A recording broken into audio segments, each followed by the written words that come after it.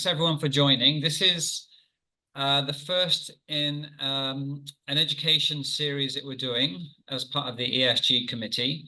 And the aim, of course, is to build awareness and education within our global mobility community around sustainability and ESG.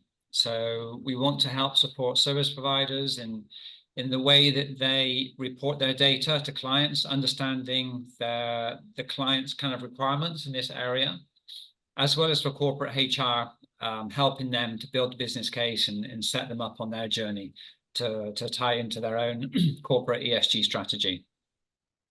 So today we're going to start basically from scratch, so cover the ESG fundamentals. So Holly's going to give us a really good grounding in the general education around ESG. So we'll be looking at some of the key kind of concepts of ESG, some of the frameworks that will give a good grounding that will then move us into future webinars where we go into a bit more detail in some of the different aspects. The next webinar we'll be going deeper into the global mobility function and how ESG plays a part. And then we'll go into further webinars around the social side and the governance. The presentation today will focus a little bit more on the environmental side, but in future webinars, we will focus more on the social and governance as well. Okay, so we can just move to the next slide. We will post a recording of this webinar as well. So after the session, a day or two later, we'll send out a recording. So, you will have this to kind of look back on. Holly will be showing a lot of education, so it'd be a good resource for you if you want to go back and cover some of the key concepts. So the agenda today, first we'll be looking at what is ESG and covering the different elements of that and what goes into kind of an ESG strategy, covering the key concepts, some of the trends, and the evolving regulation. There's lots of different regulations and reporting requirements that are coming out in different parts of the world. So Holly will touch upon that as well. Okay. So before we start, and I know a lot of you on the call already know about ATMA, but I just, for the benefit of those that maybe are new to ATMA, so Asia Talent Mobility Alliance is a not-for-profit that has been set up to support the global mobility industry in Asia. So we have 4 key pillars in the organization. We have an ESG and sustainability pillar, which is where we are today. And I'm the director of that committee. We also have an advocacy pillar, which we'll be developing in the near future. We have a key pillar in our education and development. And although we're talking about ESG, this does fall into education as well, because this forms an educational series of webinars. As part of the education pillar, we also have our mentor program, which is a key kind of program for us. And that's already started a few months ago. So we have several people going through that initial mentor program. And we have a resources section on the ATMA website, where we do post a lot of resources, not just around ESG, but other aspects of mobility as well. So there's a big library of information that's available for you, and we'll also be further building out the learning platform in the near future as well. And the 4th pillar is events and networking. So you may have been involved in a number of events that we put on in the last year or so, and we'll be continuing to do that. We will be putting on events in other parts of Asia as well. We had a great event in India a few weeks ago, and we'll have some events coming up in Hong Kong and in other parts of the world as well. So if you're not a member of ATMA already, please join, because we are a member-led organization. We're very grassroots. We're doing all this to serve our industry and help develop talent within our industry and help drive innovation so that the mobility function can remain relevant and kind of continue to support our clients and our corporates. Okay, we go to the next slide. So the ESG pillar, we have a key mission to support members in integrating sustainable practices and values into their operations across Asia. We'll do that in a number of ways in terms of education, workshops, different frameworks, templates that we'll be developing. And we aim to create long-term value for stakeholders by helping members manage environmental impacts, prioritize social responsibility, and maintain strong governance practices. So across the full ESG spectrum. And as part of that, embracing transparency, ethical conduct, inclusive engagement, and innovation to contribute positively to society in Asia and the environment. Okay. The vision is to enhance innovation and development of ESG within the talent mobility industry of Asia. We will be kind of collaborating with other organizations that are also kind of serving this need, but our focus purely is on Asia and supporting our community within the Asia-Pac region. Yeah. So as part of the ESG committee, I'm leading the committee, and we also have Stephen Park, who heads up global mobility for Schneider Electric, based in Singapore. Stephen has been instrumental in kind of driving innovation within global mobility. We had a great session or a great event in the Schneider Electric office a couple of months ago, and we'll be planning further events. And Stephen is really kind of spearheading how global mobility functions can really kind of build the business case and start their journey towards embedding mobility into the ESG strategy. So Stephen has been a key member of the committee. And we also have Holly, who will be leading the presentation today. Holly is super passionate about sustainability, and I'll let Holly introduce herself, but we're very lucky to have Holly, who leads a lot of our education efforts, and you'll see a lot of blogs coming out from Holly, which are super valuable for the community. So Holly, I'll just pass over to you to do a quick introduction. Thank you, Sean. I'm currently a Sustainability Officer and Senior Consultant at Relo Network Asia. It's my 6th year in the mobility industry. Prior to that, I was working in the corporate world for a long time. And working in ESG is something that's very exciting for me, because I find it's an opportunity to bring together lots of different previous experience I've had at work, including in the regulatory space, accounting, and other threads from my background. So thank you very much for joining today. Thank you to everyone on the call, and we'll now jump in to the presentation. Before we start, I'd like to invite everyone to join this Slido, please. If you could scan the QR code using your mobile phone. I'd like to ask the simple question to get us started. What would you like to get out of today's webinar on ESG fundamentals? I'm very interested to hear your feedback, so please scan the QR code or go to the slido.com website and enter the code there. I'm just going to share the screen so that we can see everyone's inputs on the word cloud. I think awareness is very important, and that's really the foundation of what we're doing here at ATMA as well. So that's great. I'll just wait for a couple of people to finish typing here, and then we'll jump back into the presentation.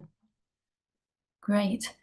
Okay, that's brilliant. Thank you. Measures and reports. We'll be touching on reporting as well. Thank you very much. I'm just going to jump back into the slides now. This is very simple, so I'm not going to spend too much time on the first slide, because I know everyone on the call is going to be very familiar what ESG is already: environmental, social, governance, and the broad areas that these encompass. So I won't talk too much about this, but what I would like to cover is taking a look at where it overlaps with some different concepts in the sustainability space. So let's take a look at CSR first of all on the right. It mentions here it's focused on the environmental, but it's also very focused on the social side as well. The term itself, corporate social responsibility, is nothing new. It was actually coined in 1953, but since then it's evolved, and a lot of companies now are using this framework for company-wide activities like sustainability, responsibility, and other initiatives. The challenge is when we look at sustainability and ESG as a whole, CSR is very much internal focus. So there's no way that we can benchmark, compare with other companies or across the industry. And these are very much self-regulated. So right there, that does pose a challenge for us. If we look at reporting standards in the sustainability space, such as GRI, the Global Reporting Initiative, it does look for these key concepts such as balance, consistency, and so on. So CSR alone is not an accurate measure that we can share across the industry. ESG is something that's quite different. It's something that's very long-term and it's very much strategic related. So as we know, it focuses on the environmental aspects, the social aspects, and then also the internal corporate governance aspects. In terms of sustainability, this is something which overlaps. It's somewhere in the middle between these two concepts, and it's something that's very broad. It's also a concept that's quite ill-defined. There's a famous definition out there from 1987 in the Brundtland Report. And I think this definition here from 2007 by Gironen is a very good example of how we can define sustainability. It's something which seeks a future where environmental, social, and economic considerations are balanced in the pursuit of development and improved quality of life.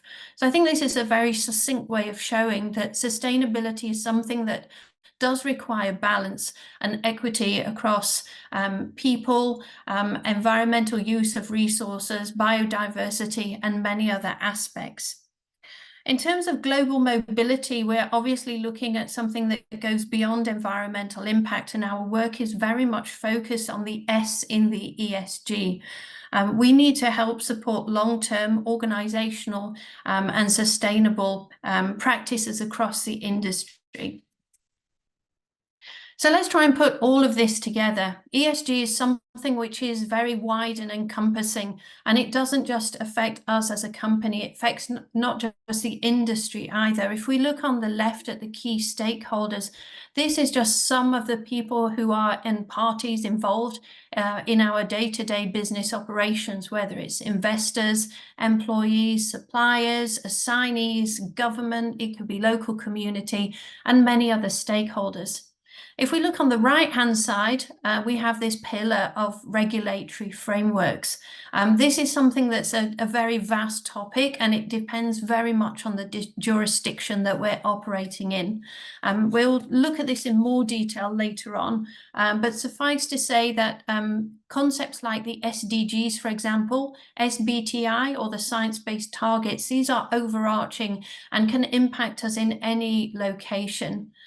EU directives may seem something that's a little bit complex and remote from us here in Asia, but actually it's something that can impact us because our corporate clients are usually having to report under these directives and adhere to these requirements. So it's something that we do need to be aware of when corporates start to look through their supply chain. If we look in the middle of this diagram, sorry, it's not very clear. The bottom of the pyramid is looking at ESG risk-based management. So risk in ESG is something that's maybe new to some of us. It is certainly an emerging area. It can talk about people risk, whether it be fair labour practices across the region. It could be relating to environmental risk. Rising global temperatures is something that we can definitely attest to in Asia. We've seen floods, wildfires, record temperatures across the region. So this can actually impact our ability to do our programs and serve our assignees. So risk is definitely an emerging area in this space. As we go further up the pyramids, we are looking at reporting, disclosures, governance, focus areas, and then right up to our individual company policies.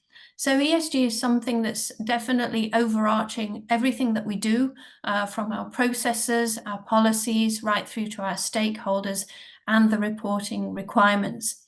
So this, over time, it's not something we can do overnight, obviously, requires us to take a holistic approach, look towards planning, gathering data, managing risk, and strategically looking across all our operations. So I'll just pause here briefly. Are there any questions at all in the chat, or does anyone have anything they'd like to ask at this point? Ranu, can I ask, do you see any questions in the chat, please? No, okay, that's good. It's all quiet, so I will move on. I'm going to jump in now to some of the key concepts which fall under ESG. The first one we'll look at is zero waste. The United Nations definition here is very succinct. I think it refers to the conservation of resources and very much focuses on responsible production, consumption, and reuse. If we look at the inverted pyramid here, it gives us a taxonomy and a guidance almost on how we can approach waste. It is very challenging to become zero waste, whether in our private lives or in the corporate space, because waste, unfortunately, is something that we find very difficult to avoid, whether it's plastic packaging, it may be paper in the office, or other physical items that we need to use.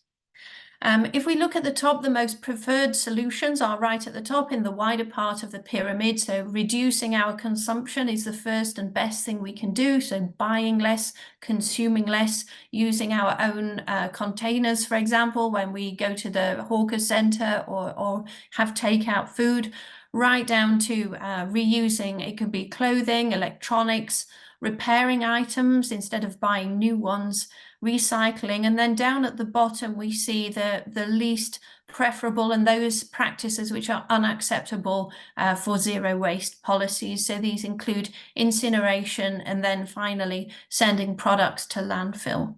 So our best efforts then should be really focusing on the reduction of our consumption and reusing.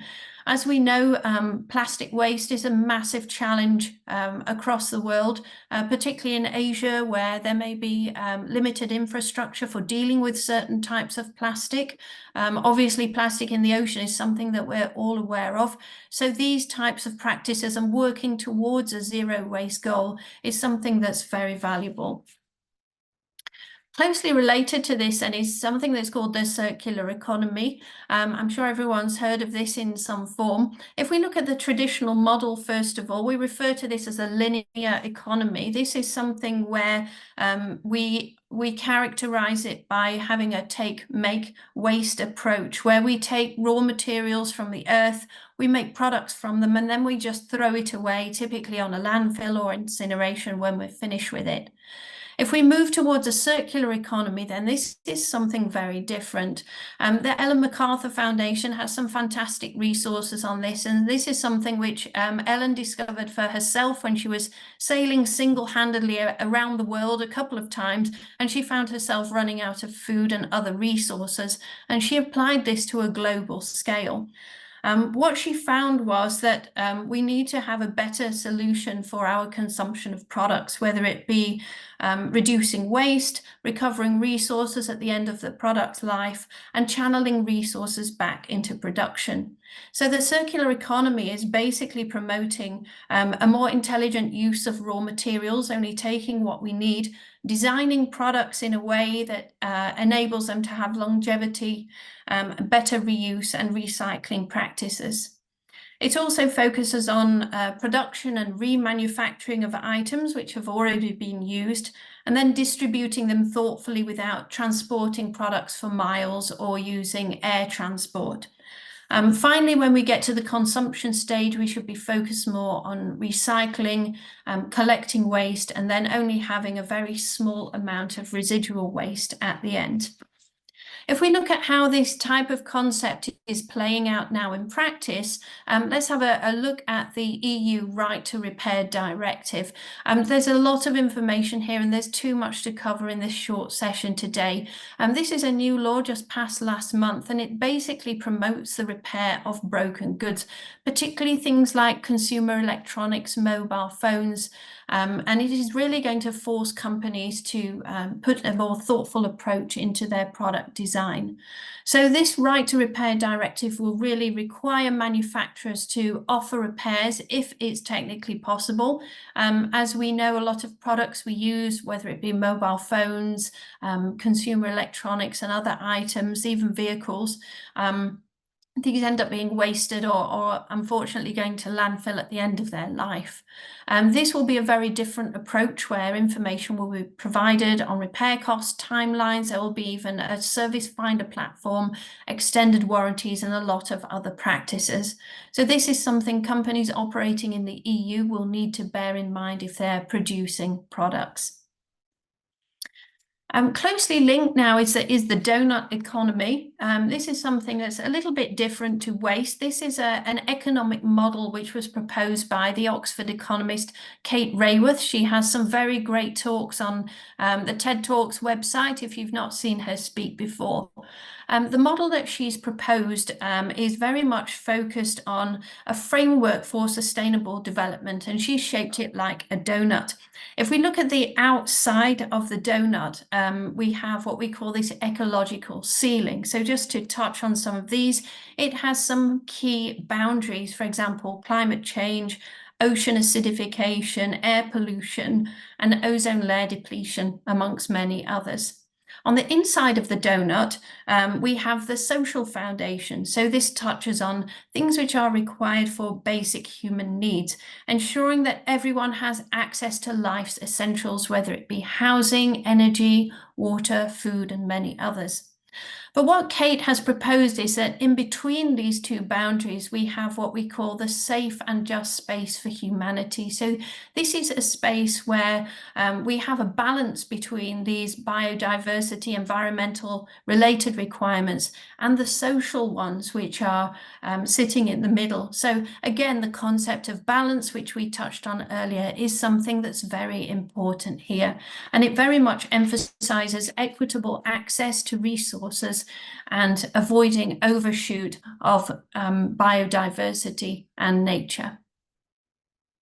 I'm going to move now into greenwashing. This is a topic I absolutely love to talk about. We'll start with a definition first of all, because there is no actually clearly recognized definition available. So I'm going to draw on the UK CMA, the Competition and Markets Authority, which is part of the UK government.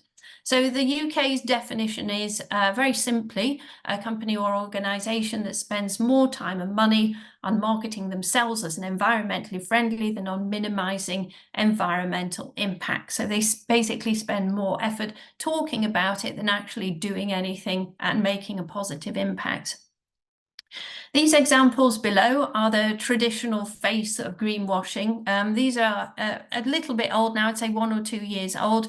And I would say these are the most classic, audacious greenwashing claims which are out there. Each of these have been prosecuted in the UK and in the EU as well. Let's just take a quick look at them. I'm not naming and shaming here, just a disclaimer. But just to give some examples, the first one is Shell, drive carbon neutral by protecting and replanting forests. So as we know, Shell is an oil and gas company, and they account for a significant amount as an industry of the world's global emissions. So simply protecting and replanting forests is not going to be enough to offset and balance those emissions. So this advertisement was prosecuted. HSBC in the middle here, climate change doesn't do borders. This was prosecuted in the UK because at the time this advertisement series went out, HSBC was still heavily investing in oil and gas industries. Finally, Lufthansa here, connecting the world and protecting its future. This again is heavily related to emissions. So depending on the figures we refer to, global emissions from the aviation industry total around 2 to 4% of the world's entire emissions every year. So obviously we're not really protecting the world if we are a major contributor to global emissions. And of course, flights are an important part of the mobility journey as well. So that's an area for us to focus on in our industry. In terms of greenwashing, though, these are the most obvious and classic examples, but they do focus very heavily on branding and advertising. It's worth mentioning that there are a few different types of greenwashing. So we've talked about the brand greenwashing, which heavily relates to advertising. It could be related to the company's environmental sustainability.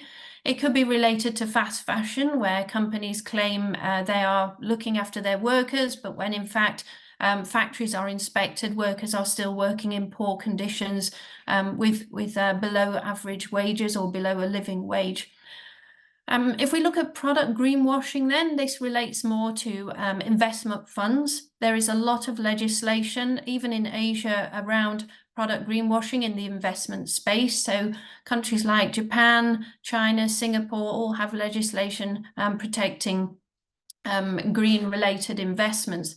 However, it's interesting to note that when we come to brand greenwashing, where consumer protection is involved, South Korea is the only country in Asia to currently have a specific legislation against greenwashing. Australia introduced a law in January this year, but other countries, including Singapore, are yet to enact a specific law against greenwashing, and it typically falls under consumer protection rules.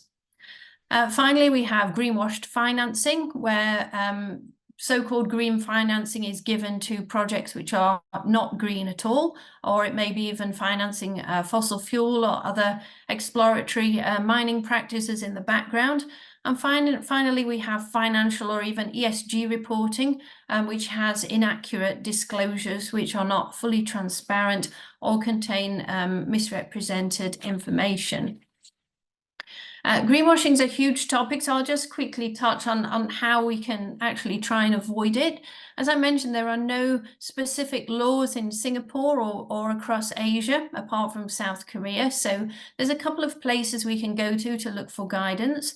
One would be the UK and the Green Claims Code, because this is one of the world's most established anti-greenwashing frameworks and legal enactments. It can be found online on the British government website. If you just Google the Green Claims Code, it will come up. It even gives you a checklist on how to avoid greenwashing.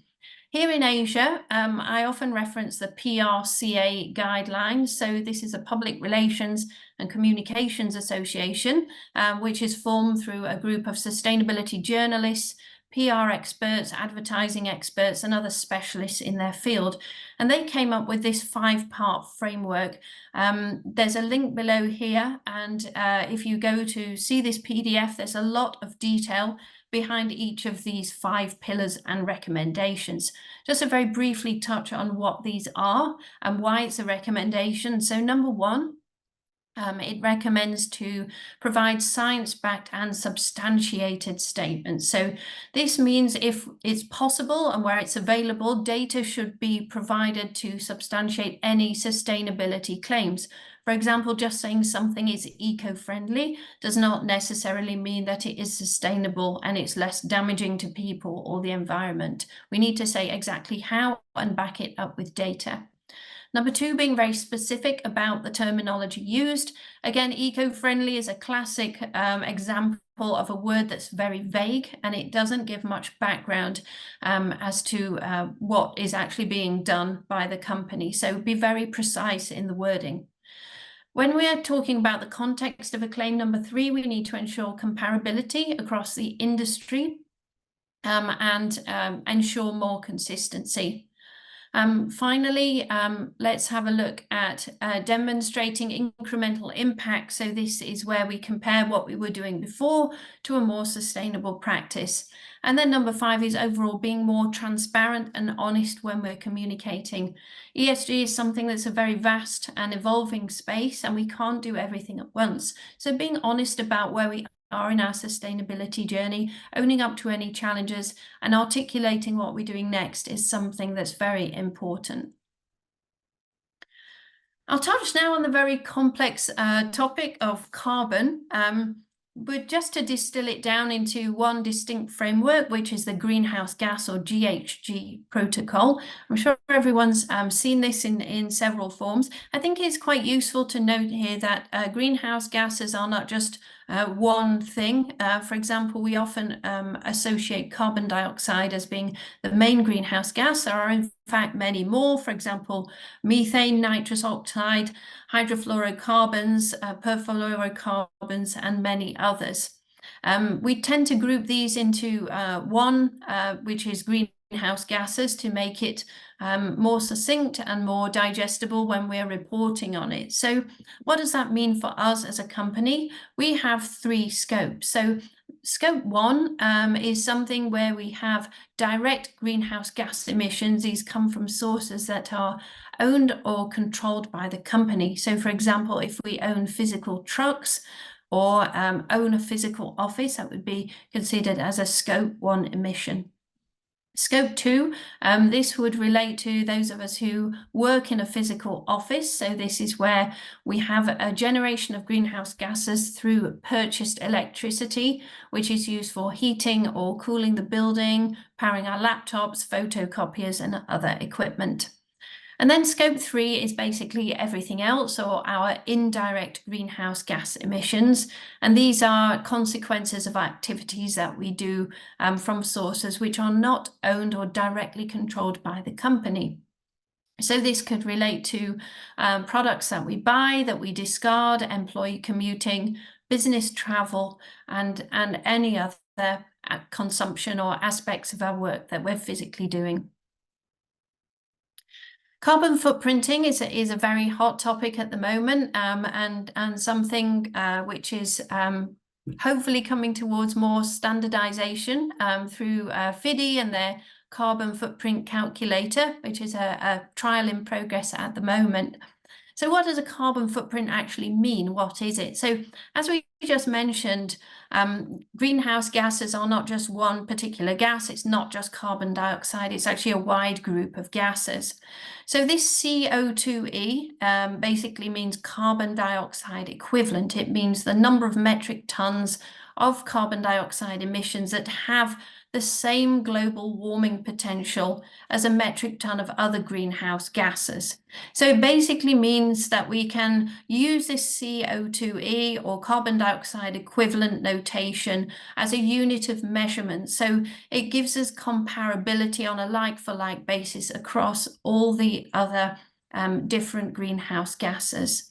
So when we calculate our carbon footprint, it's important to bear in mind that we're looking at a distinct group of gases and not just one or two. The carbon footprint itself is basically the total of all of these greenhouse gas emissions combined, whether it's caused directly by our operations, our scope 2, and indirectly our scope 3, whether it's us as an individual, as a company, or through products, events, and other activities that we do. So we will always express our carbon footprint measurement as a carbon dioxide equivalent. So let's just take a look now at the carbon intensity of a relocation. So I've taken this graphical approach because it's quite interesting to see which are the most carbon intense aspects of a relocation. So we can see right away, this is just a hypothetical case for a family of 4 relocating from London to Singapore. We assume they would take one-way flights for their actual relocation. Of course, business class flights have a much higher carbon footprint than economy class ones. The family might do a look-see trip. It could be economy class, or maybe just the parents would go and see Singapore before they actually move. And then we look at the lower impact areas. So household goods shipments by sea, depending on the volume, of course, and then the household goods shipment by air would have the next highest impact. What's missing from here is the temporary accommodation, because that's quite a complex calculation, and it depends very much on where the family would stay, transportation involved, and many other factors. So I've just left that one out for our reference today.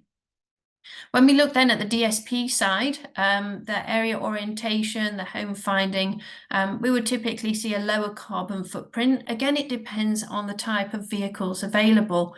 Across Asia, I've personally been surveying our providers at Relo Network Asia. What we're seeing is electric vehicles are still not widely available, perhaps because it's due to the location, the cost, availability of batteries, and the other challenge, of course, is availability of charging stations. So that infrastructure is still developing, but is something we can expect to see more of in the coming years. There are a lot of hybrid vehicles available, but petrol still remains quite dominant in Asia, according to the research I've been doing. A couple more key concepts for us now. Net zero is something that we hear a lot about. So this is something which describes the state of emissions of greenhouse gases due to human activities. It is possible to remove these by many initiatives. So, for example, planting trees, using renewable energy if it's available in that particular location, and other factors. So the idea is creating a balance between greenhouse gases which are emitted as a result of our business activities, and then balancing or removing them by using renewable energy, planting trees, and other activities. I think it's interesting now to compare a couple of terms here. So net zero and carbon neutral are terms which I find are often used interchangeably, but they are quite different. Sorry, there's a lot of words on this slide. Net zero is basically looking at the scopes 1, 2, and 3 of the organisation in terms of their emissions, which is exactly the same as carbon neutral. So in that respect, the two terms are the same. Net zero, though, is much more comprehensive. It stipulates that companies must align to a 1.5 degrees centigrade science-based target. It stipulates greenhouse gas removals are required. And it also stipulates that companies can only have reached net zero when it's achieved a long-term science-based target and neutralized any residual or remaining emissions. Carbon neutral, on the other hand, though, is much less clear. It relates to goals rather than stipulated scientific targets, and it does accept carbon offsets and not just eliminating emissions as the net zero does. So in terms of actually securing a long-term livable planet and being a more sustainable, net zero is the most comprehensive approach, and it follows a set of guidelines and frameworks. Finally, I'll come to the concept of materiality. This is something which comes up in a lot of the regulations, particularly the Global Reporting Initiative. So GRI is currently the reporting framework which is used by around 75% of the world's largest global companies.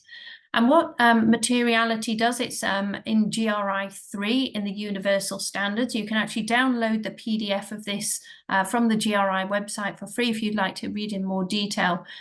It basically refers to any issues or materiality concepts which are reflecting the organization's most significant environmental, economic, and social impacts. It can include both positive and negative impacts of the organization's activities, and this information can influence stakeholders' perception of the organization's risks and opportunities, whether it's as a consumer, an investor, an employee, or part of the supply chain. Materiality is very important because allowing us to focus on material topics enables companies to prioritize reporting efforts, and it provides stakeholders with very relevant and transparent information and promotes a much higher level of accountability. Other reporting directives, for example, the CSRD in Europe, require what's called a double materiality assessment, which means that companies must be focused on both financial materiality, which has an impact on the financial aspect of the company's performance, as well as information that respects environmental and social impacts.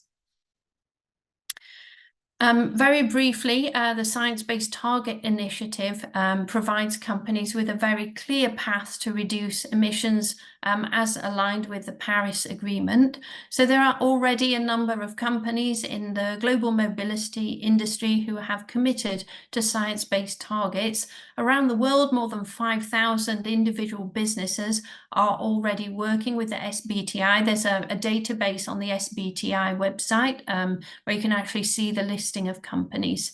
So companies who have a committed status have made a public commitment to align science-based targets within a 2-year timeframe. As we can see from this information here, in Asia, that just 24% of the total number of companies committed across the world lie in Asia, and the highest proportions in Europe. So this is definitely an evolving space and something that we will see more of as more companies become aligned with these targets. Finally, when we talk about the race to zero, when we look across Asia, there is definitely a shift towards decarbonisation at the country and governmental level. Singapore, Australia, and other countries are leading the way to be net zero by 2050, and it encompasses a lot of commitments at the governmental level. So it looks at phasing out fossil fuels like coal and oil for generating electricity, and represents a shift towards renewable energy, depending on the location of the country. So in some countries, hydropower is a good option, whereas in others, wind or solar is more realistic because of the geographical location. Hydrogen is another part of the key transition phase, and the Singapore government has invested heavily in hydrogen for Singapore's future power supply. Interestingly, the only country in Asia that hasn't committed to a decarbonisation strategy is the Philippines yet, so this will definitely be an evolving space. Finally, I'm going to skip now to our next Slido because I'd like us to go into the breakout soon. I'd like you to just share a bit more using the word cloud. Again, if you could scan the QR code, please. What are the challenges that your company is currently experiencing in the ESG space? So feel free to type in anything you want. It's completely anonymous and it's just for the purpose of sharing here. So I'm just going to move to my Slido screen.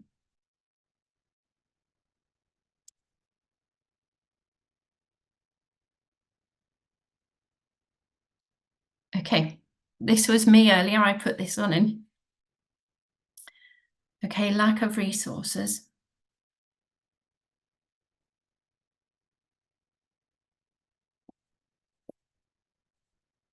Very interesting. Who to engage. Getting clients to listen. Very interesting. So it seems there's some internal challenges and external challenges as well. Significant impacts, yep.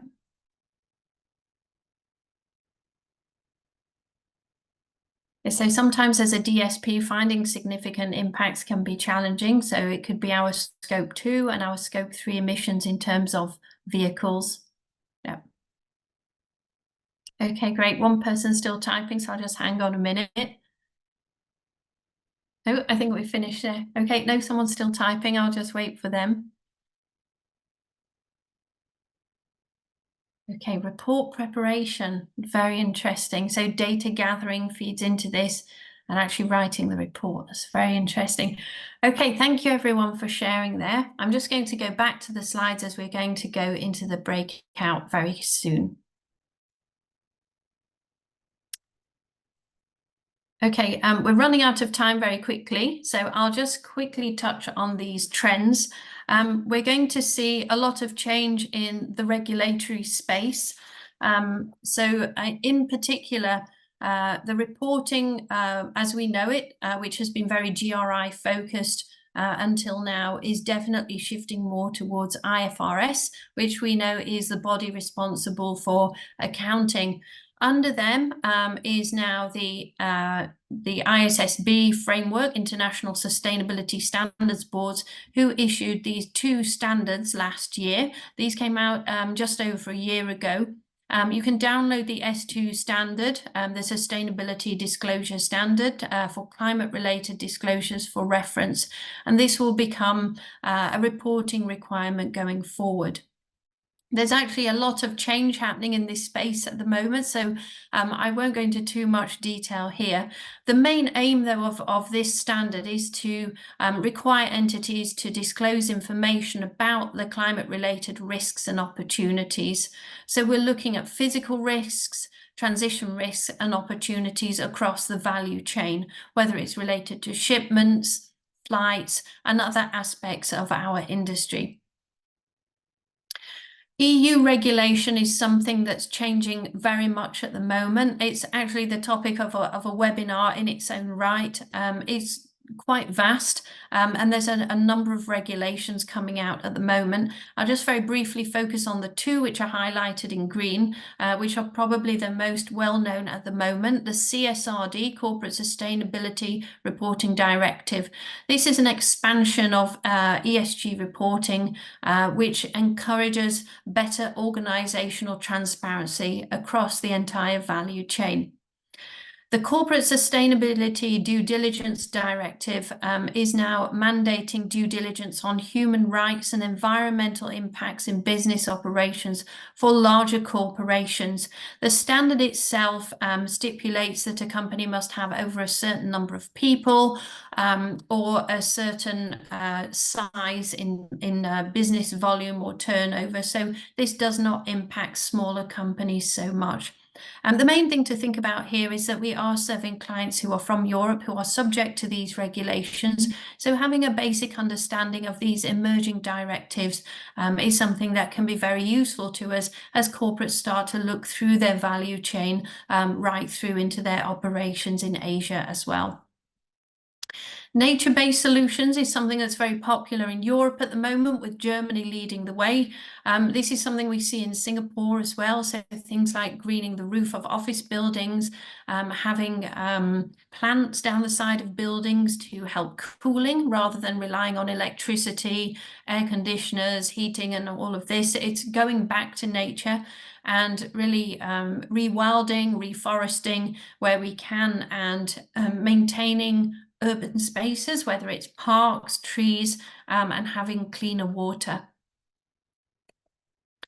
There's been a lot of development in the greenwashing space as well. It's definitely proliferated. There are a lot of new terms out there. I won't go into them all. We have pink washing, purple washing, competency greenwashing, where people inflate their credentials in the sustainability space, climate washing, about what companies are doing versus their actual activities, carbon neutral claims when companies are not carbon neutral at all, claiming alignment with 17 all of the SDGs, which is very, very challenging for any company, and basically greenwashing in all aspects amidst a backdrop of tightening regulation, whether it's in Europe or in the pipeline in Asia.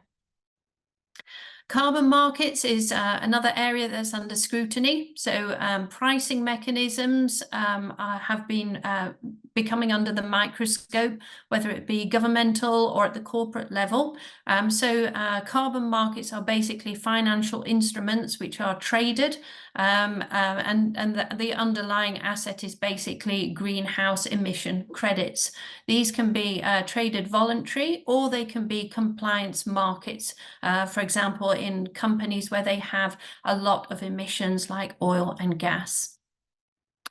Transition finance is another evolving space. These are basically financial mechanisms where companies can fund net zero transitions or green developments in alignment with the Paris Agreement goals. There's no clear definition for transition finance, and practices can vary globally. National pathways, principles, and rules can differ as well. Typically, the types of sustainable debts that we see are bond-related or sustainability-linked loans. So as we can see here from this Bloomberg information, green bonds are the most popular type of sustainable debt instrument at the moment. It's a space that's rapidly evolving with increasing regulation. So now we're going to jump into the breakout room. We only have a few minutes left and we have 10 participants. So I think we will probably go into 2 groups. We'll talk for about 6 or 7 minutes. I'd like everyone to briefly introduce themselves, what they're doing in their company, and please elect a spokesperson from your group to briefly share with the rest of us when we come back into the main room. So please discuss what you're doing in your current initiatives in your company, and we look forward to the sharing afterwards.